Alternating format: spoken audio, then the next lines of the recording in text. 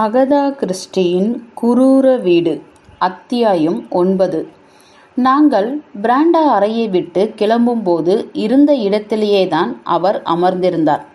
நிமிர்ந்து கலக்கமற்ற கூர்மையான பார்வை பார்த்தபடி நான் முழுவதுமாக அறையுள் நுழைந்து நிறையும் முன், இன்ஸ்பெக்டர் டெவேரேனர் எங்கே? அவரும் வருகிறாரா என்றார். இப்போதைக்கு இல்லை. பிறகு நீ ஏன் வந்தாய்? முதலில் சொல், நீ யார்? கடைசியில் காலையிலிருந்து எந்த கேள்வி கேட்கப்பட்டு என்னை தர்ம சங்கடமான நிலைக்கு தள்ளிவிடுமோ என நான் பயந்து கொண்டிருந்தனோ அக்கேள்வி கேட்கப்பட்டே விட்டது.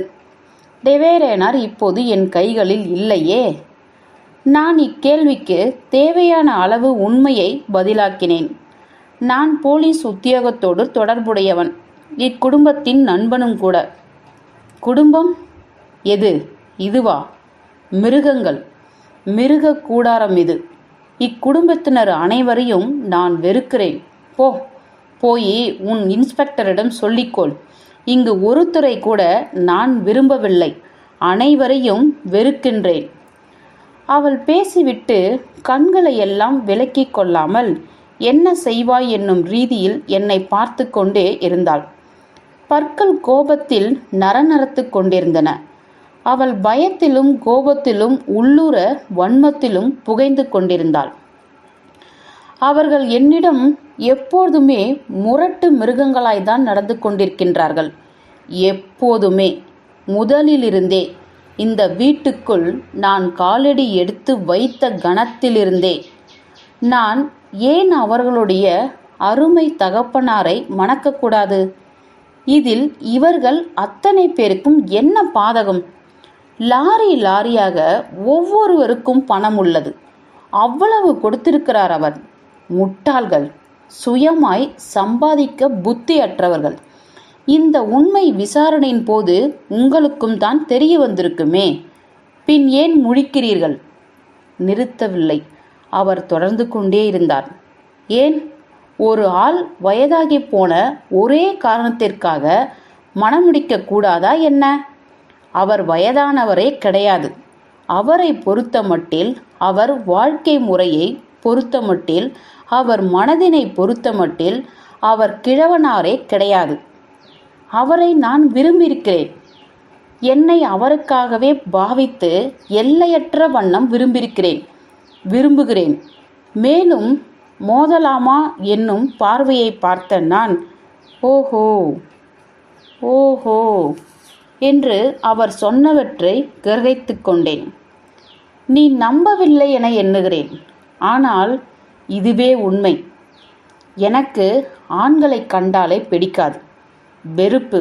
ஆனாலும் எனக்கென ஒரு வீடு, அதில் என்னை எப்பொழுதுமே கிளர்ச்சியடைய வைக்கவும், தடபுடலாய் உணர வைக்கவும், புகழ்ந்து தள்ளவும் ஒரு ஜீவன் என எதிர்பார்ப்புகள் மட்டுமே இருந்தன. இது மட்டுமே என் தணியாத தாகம். என் கணவர் என் தேடலுக்கான அப்பழுக்கற்ற பதிலாய் வந்தார். லியோனைட் என்னை குளிர்விக்கும் வார்த்தைகளை தான் பேசுவார். வார்த்தைக்கு வார்த்தை ஆசியம். இதில் மகா கெட்டிக்காரர் அவர். இவை எப்பொழுதும் என்னை உச்சாணி கொம்பில் நிறுத்தும். அவரற்ற ஒரு நொடிப்பொழுது கூட சூனியம் என்றேன். பேச்சு சுவாரஸ்யத்தின் மூலம் மட்டுமே அவரை சுற்றியிருந்த இந்த வெட்டி உறவுகள் அத்தனையும் தன் காலடியில் வைத்திருக்கும் வித்தையை கற்று வைத்திருந்த மகா புத்திசாலி. அவருடைய மரணம் ஒரு துர்பாக்கியம். இது சம்பவித்ததில் எனக்கு கிஞ்சித்தும் நிம்மதி கிடையாது. தான் அமர்ந்திருந்த சோஃபாவில் தன்னை இன்னும் வசதியாக்கி கொண்டார். பிராண்டாவின் உதடுகள் சற்றே அகலமானதாக இருந்தன. அவை வலப்புறமாய் சுழித்து இப்பொழுது என்னை பார்த்து சந்தேக புன்னகையை காட்டின. நான் லியோனாட்டை கைகளில் பாதுகாப்பாக முழு சந்தோஷத்தோடு இங்கு வாழ்ந்துள்ளேன். நான் கேள்விப்படும் அத்தனை நவநாகரிக உடை உள்ள கடைகளுக்கும் செல்வேன்.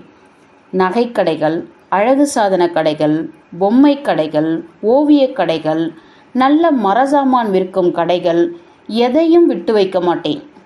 வேண்டிய பணம் தந்து அனுப்பி வைப்பார். மற்றவர்களைப் போலவே தான் நானும் நல்ல முறையில் குடும்பம் நடத்தி வந்தேன் என்ற பிராண்டா கைகளை நெட்டி முறித்து விட்டுக்கொண்டு தொடர்ந்தார். ஆனால் நான் மட்டும்தான் லியோனட்டை கொலை செய்ய வல்லவள். ஏனென்றால் நான் அவர் மனைவி, இளையாள். அதுவும் எப்படி 60 வயது வித்தியாசமுள்ள இளையாள். இந்த உப்புச்சப்பற்ற காரணத்தால் இல்லையா என்று நெஞ்சு ஆதங்கத்தை கொட்டி தீர்த்துவிட்ட தோனியில் சற்று அமைதி கண்டார். அப்பொழுது நெட்டி முறித்ததால் அகண்டிருந்த அவள் கை விரல்களை பார்த்தேன். நகம் விரித்த பூனையின் கூரிய விரல்கள் போலிருந்தனவை. இறுக்கமான தன் மன எண்ணங்களை என்னிடம் கொட்டுவது போலதான் பட்டது. இருந்தாலும் சந்தோஷ ஊளையிடும் நாயின் ஒலி ஏற்படுத்தி அவருக்குள் சிரித்து கொண்டுதான் இருந்தார். எனக்கு சற்றே பயமாய் தோன்றியது. அவர் கைகளில் நீண்டு கூராக்கப்பட்டிருந்த நகங்களின் ஆபத்தினை உணர்ந்து, ஒரு வயதானவரின் தாதியாகவும் நீங்கள் இருந்திருக்கிற சூழலில் இத்தனை நீண்ட கூரிய நகங்கள் உங்களுக்கு ஆபத்தானதாய் தோன்றவில்லையா என்றேன். ஓ, இவையா? பெரிதாகவும் கூரானதாகவும் நகங்கள் வளர்ப்பதில் அலாதி பிரியம் எனக்கு. இதோ இதுபோல நகங்களை விரித்து என் பக்கம் திருப்பி இடவலமாய் ஆட்டி ஆட்டி நகச்சாயம் பூசி பளபளக்க வைப்பதில் எனக்கு கொள்ளை ஆசை.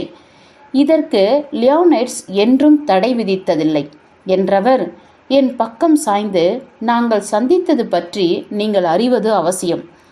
அது உதவும் என்று இதற்கு என்னிடமிருந்து பதிலேதும் எதிர்பாராது தொடர்ந்தார். நான் பணியாற்றியது ஒரு சிறு உணவகம். வந்திருந்தார். முட்டை பொடிமாஸ் கேட்டார். நான் தயார் செய்து பரிமாறும்போது கண்கள் கலங்கியிருந்தேன். மனவேதனை. இதனை கவனித்துவிட்டு அவர் அருகில் இருந்த நாற்காலியை இன்னும் தன்னருகில் இழுத்து போட்டு அதில் உட்காரு என்றார். அலறிவிட்டேன். உணவகம் வருவோரிடம் சரிக்கு சரியெல்லாம் உட்காரக்கூடாது, உதை விழும்.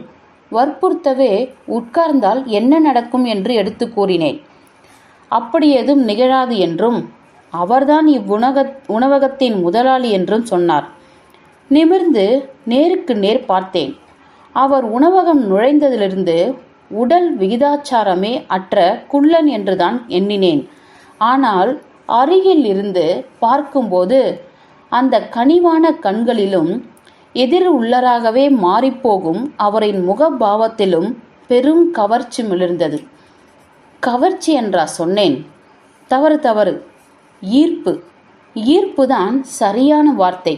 ஈர்ப்பு பொங்கியது என அவர்களின் முதல் சந்திப்பினை ஆர்வம் பொங்க பொங்க விவரித்த வண்ணமாயிருந்தார். இப்படி ஒரு கனிவைதான் எதிர்நோக்கி பல காலம் காத்திருந்தேன். அன்றுதான் பலன் கிட்டியது. தவறோ சரியோ என்றெல்லாம் யோசிக்கவில்லை. என் வாழ்க்கை அனுபவத்தை கொட்டி தீர்த்தேன் என்ற பிராண்டா சற்றென்று ஆர்வம் குன்ற, இந்த வீட்டில் உள்ளோரிடமிருந்து நான் எந்த நிலையில் அந்த ஓட்டலில் அவரை சந்தித்தேன் என்ற கட்டுக்கதையை விசாரணை என்னும் பேரில் நீங்கள் சேகரித்திருப்பீர்களே என்று கேட்டார். விட்டு போயிருந்த கோபமும் கிண்டலும் அவருக்குள் கொஞ்சம் கொஞ்சமாக புகுந்தன. இதற்கு நான் அப்படி எதுவும் விசாரணை தகவல்கள் இல்லை என்றதும், கேட்டு பாருங்கள், அங்கு மிக மோசமான வாழ்க்கையை நான் நடத்தியதாக கதை கட்டி விடுவார்கள் என்று சொல்லிவிட்டு மறுபடியும் லியோனட்டுடனான முதல் சந்திப்பின் விவரிப்பில் ஆர்வம் மேலோங்க மூழ்கினார். ஆனால் அப்படி எந்தவிதமான தகாத வாழ்க்கையும் நான் அங்கு வாழவில்லை. நான் மிகச் சிறப்பாகவும் குடும்ப பாங்குடன் தான் வளர்க்கப்பட்டேன். துணிகளில் ஊசி நூல் கொண்டு வரையப்படும் ஓவியக்கலை சம்பந்தப்பட்ட பெரிய கடைத்தொழிலே. பல ஆண் சகவாசங்களோடு அலையும் வகை அல்ல நான். ஆனால் டெரி வித்தியாசமானவன், அல்லது வித்தியாசமானவனாய் எனக்கு தோன்றினான் என்று சொன்னவர். கடைசியில் அழுத்தி சொன்னதை நான் அர்த்தப்படுத்தி கொள்ள வேண்டும் என்பது போல 5 நொடிகள் இடைவெளி விட்டு தந்து தொடர்ந்தார். அவன் ஐரிஷ் என்றும் பல வெளிநாடுகளுக்கு போய் வருவதாகவும் குறிப்பிட்டான். கடிதம் அது இது என்றெல்லாம் அவன் ஏதும் என்னிடம் வைத்து கொள்ளவில்லை. புத்திசாலி. நான் தான் முட்டாள். தானாக மாட்டிக்கொள்ளும் சில பேதை பெண்களைப் போல. என்ற பிராண்டாவின் குரல் வெளிப்பகட்டைக் கண்டு விழுந்து துடிப்பதிலிருந்து. பட்டதெல்லாம் சரியாகி போகும் என்று லியோனைட் உதிர்த்த ஒரு வார்த்தையில் மீண்டது என் சொர்க்கம். தானும் தனிமையில் இருப்பதை குறிப்பிட்டார். நாம் இருவரும் இக்கணமே மனம் முடித்து கொள்வோம் என்றார். எத்தனை பெரிய மனிதர்! கோடீஸ்வரர்! கும்பல் புங்கலாக கடைகளையும் இரவு விடுதிகளையும் உணவகங்களையும் வைத்து நடத்தும் உரிமையாளர் என்னை பெண்ணாக கேட்கிறார். கனவுதானா, கற்பனை தேவதை கதையா என்று திளைத்தார் பிராண்டா. மறுதினமே இருவரும் அங்கிருந்த ஒரு சிறு சர்ச்சில் திருமணம் செய்து கொண்டோம். அந்யோன்யம் வளர வெளிநாடு சென்றோம் என்று ஏதோ யாராலும் பெற முடியாத வெற்றியை சாதித்த தோணியில் சிரித்தார். அதே வலப்புற சுழிப்படங்கியை வினைப்புன்னகை. அவருக்கு எந்த கட்டத்திலும் சிறப்பான மனைவியாக இருக்க வேண்டும் என்னும் சபதத்தின் பேரில்தான் கைப்பிடித்தேன். அப்படியேதான் அவர் இறுதி மூச்சு வரை இருந்தேன். அவருக்கு விருப்பமான உணவுகளை படைத்து நிரப்பினேன். அவரை மயங்க வைக்கும் உடைகளை தான் உடுத்தினேன். அவரை திருப்திப்படுத்தும் எதுவாயினும் அது நிலவில் இருந்தாலும் பிடித்து வந்து நிறைவேற்றினேன். சந்தோஷமாயிருந்தார். என்ன இருந்தாலும் அவரின் பெரிய குடும்பத்திலிருந்து நாங்கள் வெளியேற மட்டும் முடியவில்லை. எல்லோருக்கும் லியோனைட்டை பார்க்க வேண்டும். அவரின் அணைப்பிலேயே இருக்க வேண்டும். அவரின் பாக்கெட்டில் உட்கார்ந்து காலம் ஓட்ட வேண்டும். சோம்பேறி கழுதைகள்! அந்த கிழ ஹெவிலேண்ட்! நாங்கள் கை கோர்த்த உடனேயே அவளை துரத்தியிருக்க வேண்டும். இவரிடம் சொல்லியும் பார்த்தேன். அவள் இங்கு பல வருடமாய் இருப்பதாகவும் இது அவள் வீடாக விட்டதென்றும் தட்டி கழித்து விட்டார். ஆனால் நிஜ காரணம் அதுவில்லை. உண்மையில் எல்லா உறவும் பெரியவரை சுற்றியிருக்க வேண்டும் என்பதுதான் அவரின் அபிலாஷை.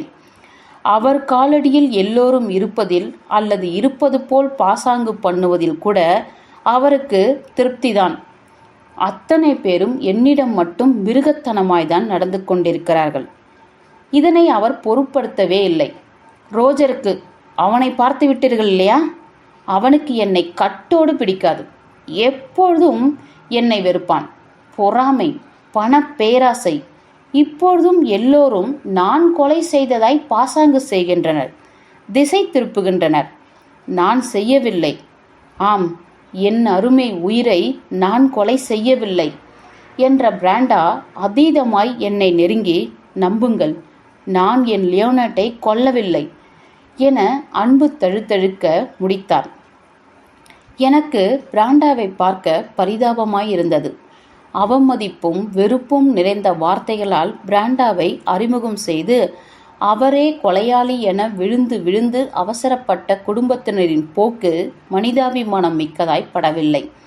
பிராண்டா இங்கு தனி தீவு, பாதுகாப்பற்றவர், எனவே வீழ்த்தப்படுகிறார். மறுபடியும் தன் பேச்சு ரயிலை இயக்கினார். நான் கொலையாளி, இதை மறந்து விட்டேர்களானால் லாரன்ஸை பிடித்து கொள்வார்கள்.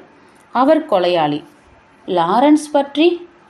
லாரன்ஸின் நிலைமை பார்த்து மிக வேதனைப்படுகிறேன். அவர் ரொம்ப சாது. வலுவுக்கு மட்டுமல்ல, வந்த சண்டையை கூட அவரால் எதிர்த்து கொள்ள இயலாது. அவர் கோழை என்பதால் அல்ல, அவர் மிக உணர்ச்சி வசப்படக்கூடியவர். அதனால் இந்த குண அதிசயத்தை விட்டு வெளியே வர அவ்வப்பொழுது அவருக்கு புத்துணர்ச்சி தருவது போல பேசி சந்தோஷப்பட வைப்பேன். இவ்வளவு சாதுவானவர் பேய் போன்ற அந்த இரு குழந்தைகளுக்கு பாடம் சொல்லி தர வேண்டும். சிரமப்படுவார். ஆஸ்டஸ் எப்பொழுதும் அவரை வம்புக்கிழுப்பான்.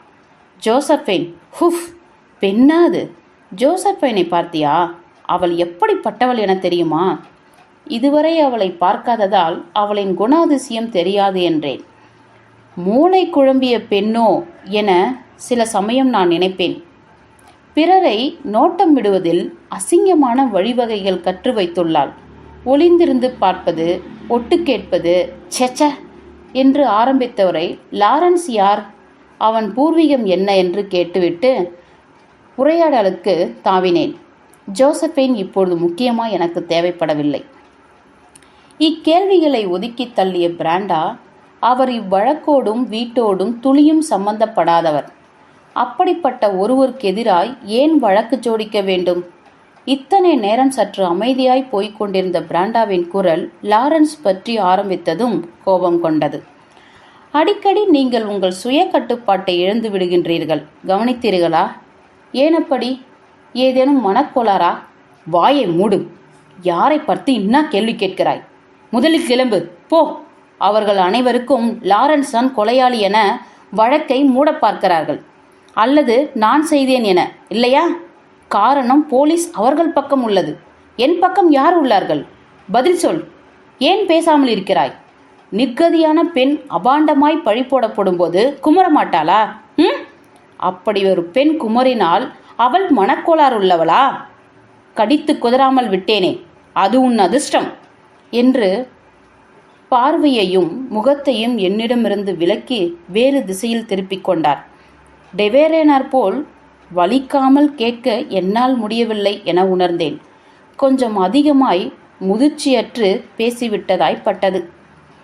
மன்னிக்கவும் பிராண்டா, வழக்கு பற்றி அதிகம் யோசித்து நீங்கள் நிம்மதி இழக்க தேவையில்லை. உண்மை வெளிவரும். அவர்களில் ஒருவர் ஏன் கொண்டிருக்கக்கூடாது? இல்லை வெளியிலிருந்து யாரேனும் செயல்படுத்தியிருக்கக்கூடாதா? இல்லை குவிந்து கிடக்கும் வேலைக்காரர்களில் ஒருவன்? அவர்கள் அனைவரிடத்தும் கொலை புரிந்திருக்கலாம் என சந்தேகிக்க எந்த நோக்கமும் தென்படவில்லையே. ஓ, நோக்கம். என்னிடத்திலும் அல்லது லாரன்ஸிடத்திலும் என்ன நோக்கத்தை கண்டு கிழித்தீர்கள்?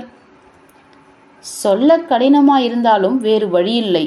உங்களுக்கும் லாரன்ஸுக்கும் காதல் தொடர்பு உள்ளதா, இருவரும் கல்யாணம் செய்து கொள்ள உத்தேசித்திருப்பதாகவும் அனைவராலும் ஒப்புக்கொள்ளப்படுகின்றது. இதுவே உங்கள் இருவரின் மேல் எங்களை ஊற்று நோக்கு வைக்கும் நோக்கம் பிராண்டா.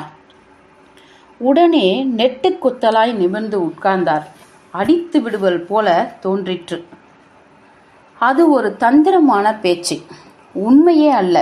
எங்கள் இருவருக்கும் இடையே ஒரே ஒரு முறை கூட அந்த கோணத்தில் சந்திப்போ பேச்சோ வார்த்தையோ நிகழ்ந்ததே கிடையாது. அவரின் பயந்த சுபாவத்தின் மீதான பரிவின் காரணமாக அவரை உற்சாகமூட்ட முயன்றிருக்கிறேன், அவ்வளவே. மிக நல்ல நண்பர்களாய் உள்ளோம். தவிர உன்னால் என்னை நம்ப முடியவில்லை. நம்பினேன். பிராண்டாவும் லாரன்ஸும் இவர் குறிப்பிட்டது போல நல்ல நண்பர்களே என நம்பினேன்.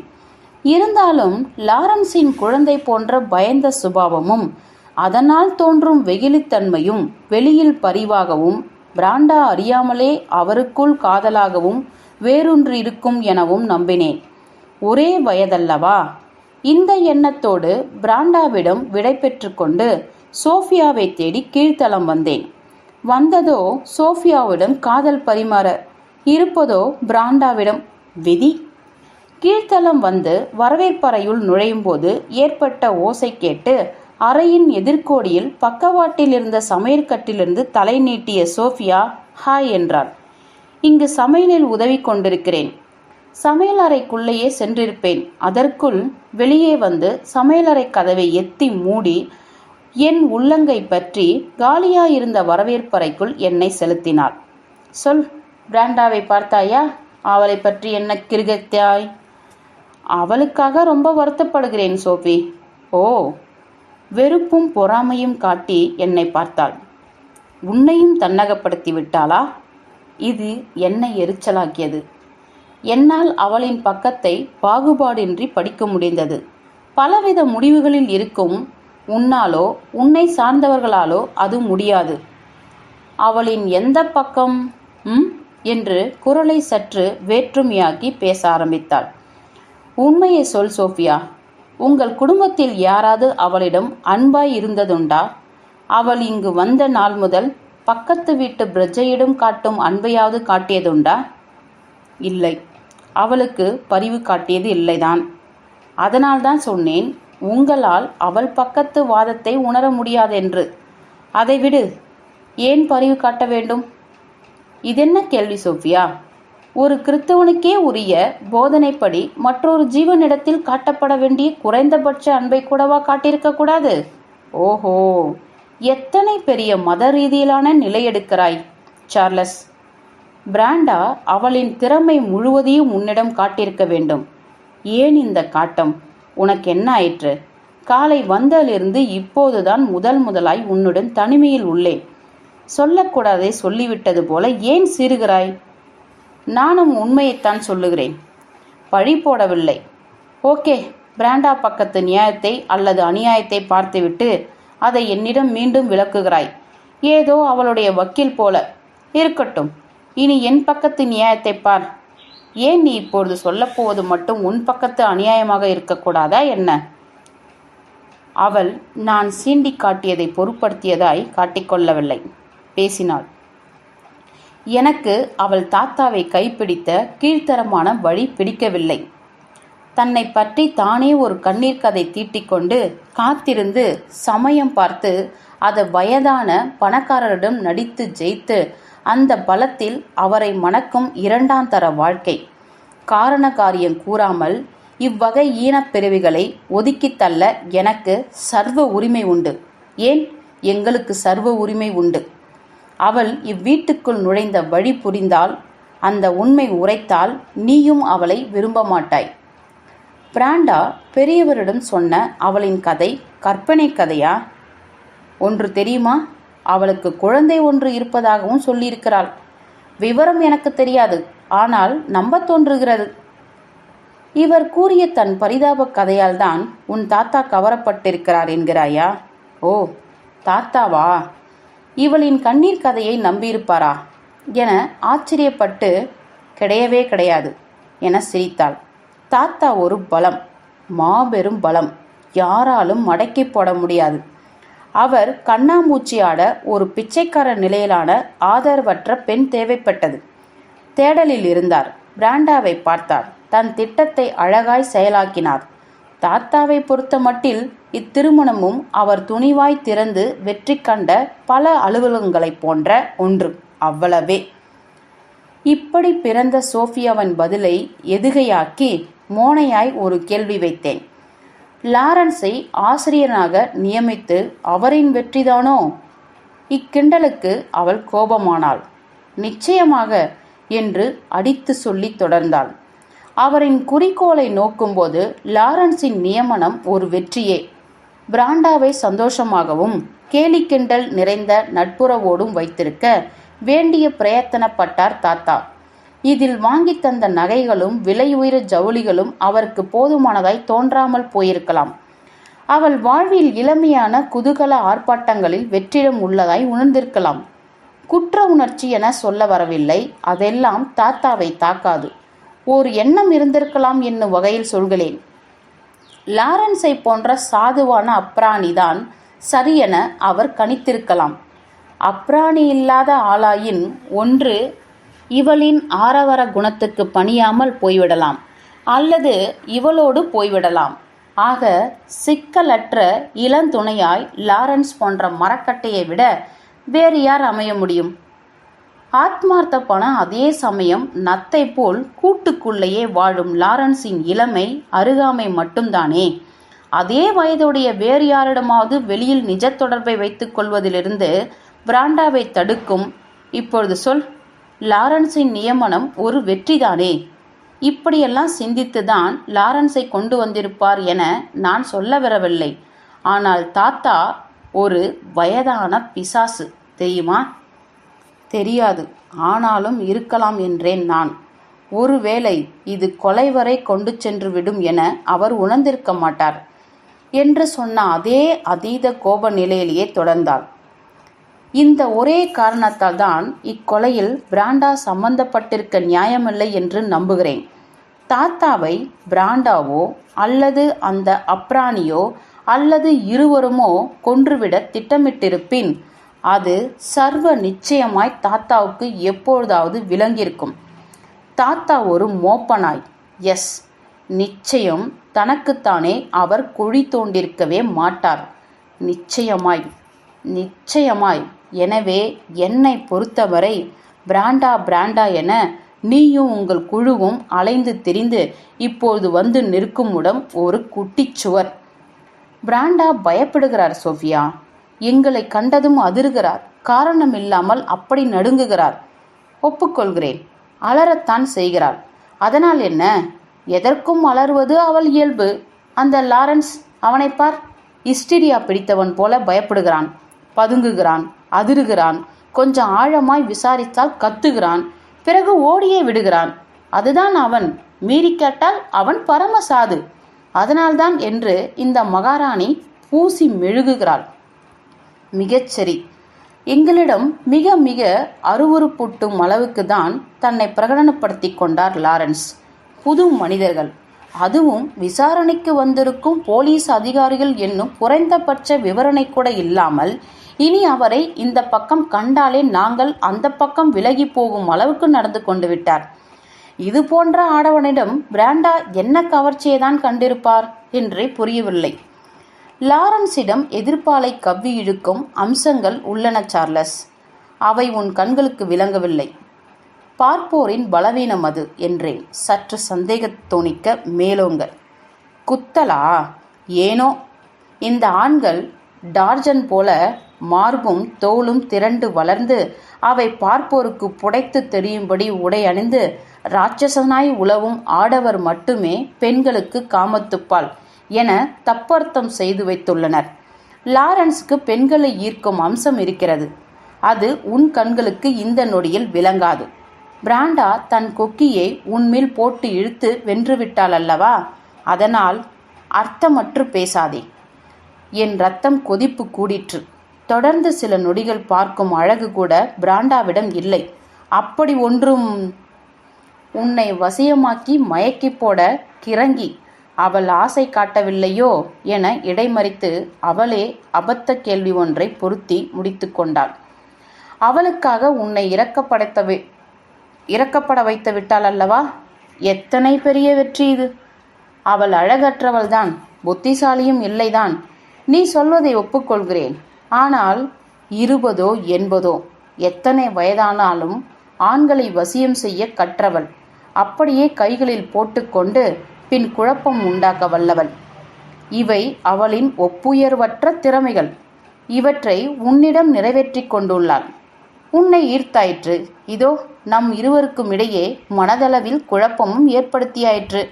சோஃபியா! அதிர்ச்சியில் கத்திரையே விட்டேன். என்ன பைத்தியகார சிந்தனை உனக்கு? அப்படித்தான் தெரியும். இப்பொழுது பைத்தியமாகத்தான் தோன்றும்.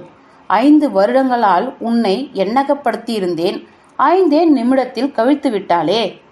சோஃபியா மலமளவென்று அடுப்பறை நோக்கி புறப்பட்டாள். நான் வந்து ஏதேனும் உதவுகிறேன் சோஃபியா.